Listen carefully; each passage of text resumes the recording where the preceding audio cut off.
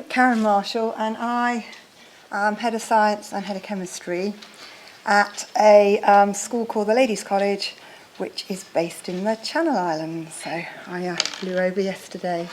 And basically, we take Year 7 students from primary schools around the island. And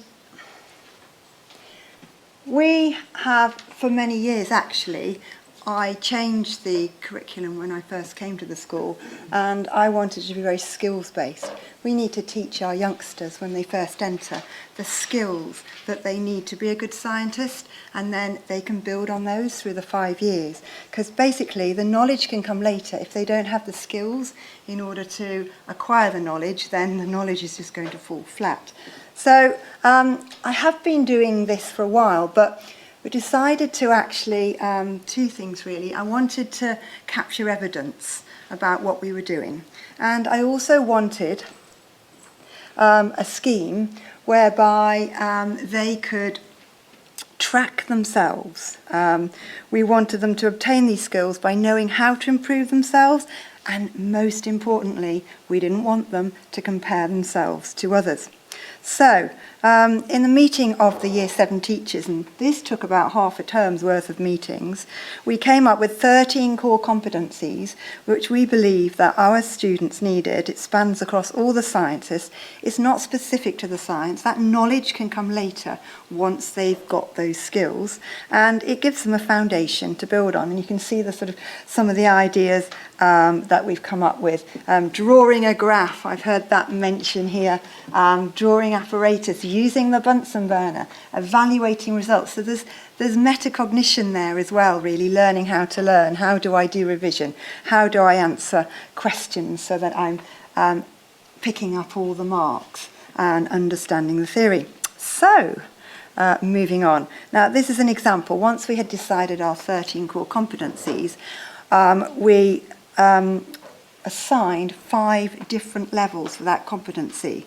And you can see here, in blue, I've highlighted what might be different about those. Some of them were exactly the same. It was just, I can do this with help, I can do this without help. And some of them, they are hierarchical in terms of, and this is the apparatus. We like them to draw them in pencil.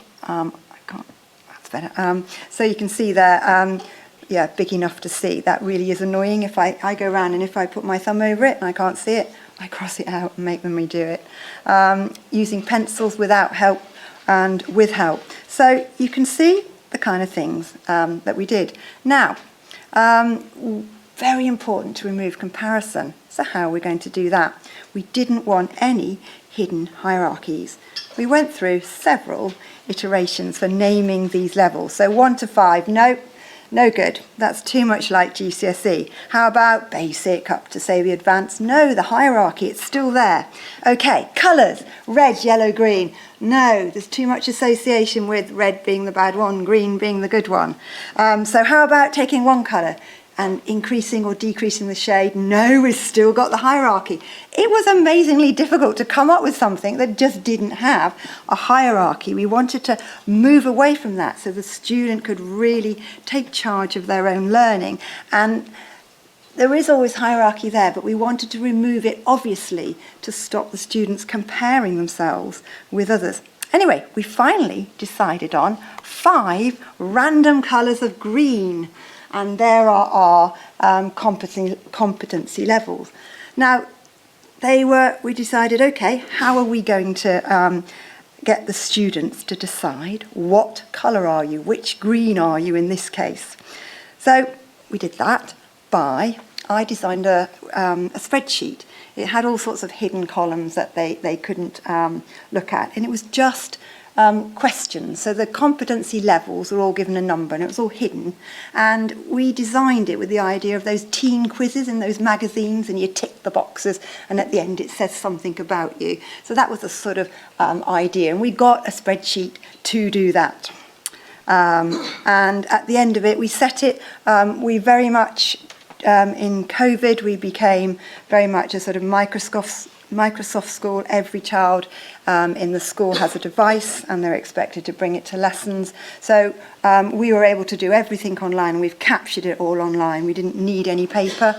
We can set it as a homework on Teams. And there's an example. That's sort of, you can see there from number 13 from the quiz. Once they have chosen one option from each, it came up with a colour. We thought carefully on how they might do this. So they've got 5 levels in front of them for each competency.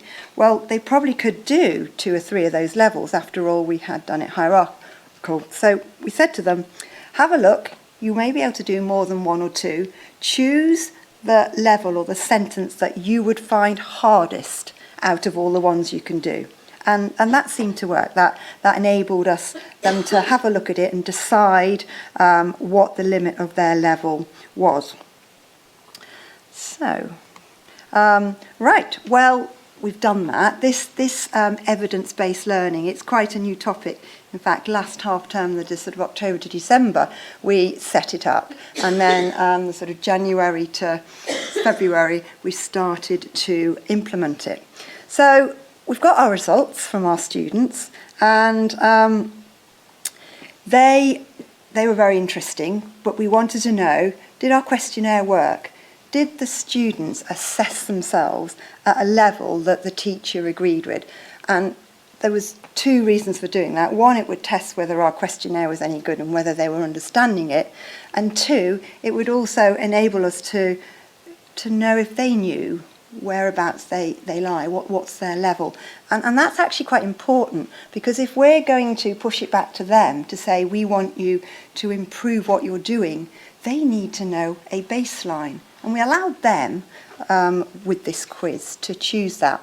The teachers then, and at the moment it's subjective, but the teachers then looked at all the pupils we've got and then they assigned the levels. We do need that hierarchy. So they're choosing colours, but we're changing them back into numbers to then analyse them.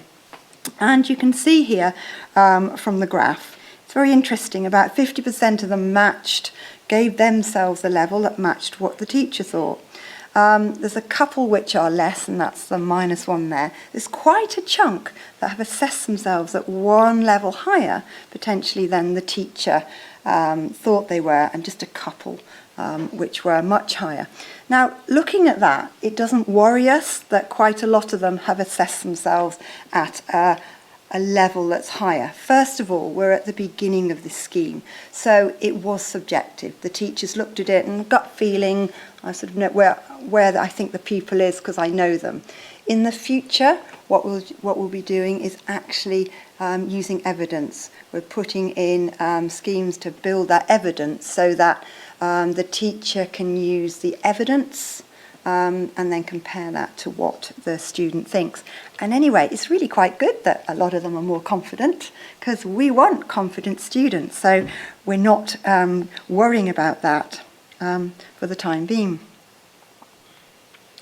So how are we actually going to build in the evidence-based learning and what we're going to do? So per unit, we're going to, out of that 13, we're just going to choose 2 competencies to work on. And bearing in mind now, we've done the initial tests, so they know what their starting level is for each of these competencies. And we've decided to do 3 things to provide us with evidence, and the students as well, they'll be using this too, as to where they are. So we've got a practically based task. We're going to have a homework task, and at the end of the topic there will be a question in the topic test which will be designed to test where they are in that particular competency. We're very, very keen that our pupils take an active interest in their learning, so they'll be tracking their own competency levels, and we will be teaching them and showing them how to use that evidence as well. We'll all be using the same evidence, and so they will be able to decide where they are, and we'll obviously, as the teacher, we've got that evidence, and there's always got to be a bit of a teacher input too. So hopefully the 2 will match up. here we are. I got our lady in reprographics to make it look beautiful. I just gave her a list of boring sentences and she's made it look absolutely lovely. So, which green are you? And this is the understanding theory one. And we've got them up, there they are in the classroom. So those two competencies are the ones that we are targeting for the unit, that the topic that they're working on at the moment. So those competencies are working competencies that will be changed. There's 3 at the bottom that we did at the very beginning of the year, and those are the things like the lab rules and the sort of understanding how you learn, that metacognition bit. They've got to really start with knowing that so they can build on it. So those 3 are always going to be there at the bottom. And it came up with a name of Science Stepping Stones. So they're going to be stepping through their green colours. We chose green actually because the school uniform's green. That's where it came from. So interestingly, where is it going to lead us? Where do I hope it's going to lead us? Well, as I say, we've been doing it for a while. When I first came to the school 10 years ago, it was a very, very heavily theory-based Year 7 curriculum. The booklets for each topic were like this. It was unbelievable and scary, and it was putting them off, I think, as well. So it's taken me sort of 10 years chipping away, changing things. When you want to change a curriculum, you can't just suddenly have this great big long list and say, right, we're going to do all of this at once. Okay, your teachers will have a heart attack and keel over. When you're doing change, you do one thing. So you look at that, what's my priority? You do that change, you embed that change, you evaluate that change, everyone's happy with it, and then you can move on to the next one. And so change takes a while. Don't expect to do it all at once.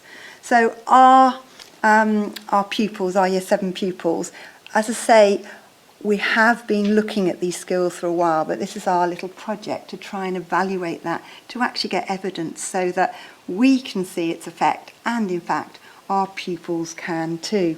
And where's it taken our pupils? Well, I do really believe that this skills base, this inquiry base, making them think about what they're doing, has helped us over the past few years. We've won some very prestigious competitions. Let's see, I think we won prizes 3 times in Teen Tech. We've done about 4 or 5 major sort of top prizes, get to the final for the Big Bang. We do research projects in Year 10, and I'll just push them.